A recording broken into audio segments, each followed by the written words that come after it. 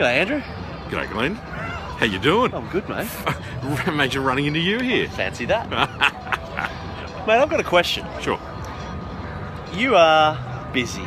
You're on planes, trains and automobiles, and yet everyone loves you because you manage to create that personal touch, that connection with everyone that you connect with. How do you do that? Because I am terrible at that, and yet everyone's heart just opens when they think of AG.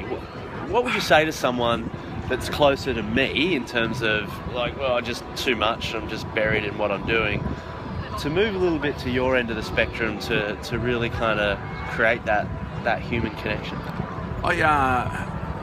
It's a funny kind of thing, isn't it? You know, for me, it's just what I do, but I've never really thought too much about it until I am asked that kind of question and I try and deconstruct it.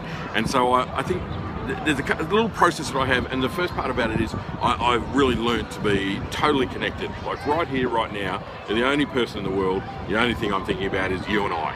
And what we're doing, and I think that goes back to a different step too, that it's also about respect, and I've learned to be really respectful of every interaction that I have with a human being. When I'm talking to a guy in a taxi, you know, whether I'm talking to Richard Branson, you know, the same thing for me. It's all about this being fully present with the person that you're with right now. And the problem is that most of us are really, really bad at that. I was like that. I was distracted, and I'm having a conversation with you while I'm checking my email type thing. I'm not having a conversation. I'm kind of half-assedly doing it. The greatest thing for me is to be totally fully present, and to do that out of respect for the other person. And the third part about it for me is that I'm extremely curious about people, and I actually really do have a love and fascination for what other people are doing, and an empathy where I want to know what you're doing, and I'm really am genuinely interested. And even if I disagree or whatever, that doesn't matter. That's a part of the gig. I don't want to talk to just people that I agree with. I love to be challenged. I love to hear people being counterintuitive.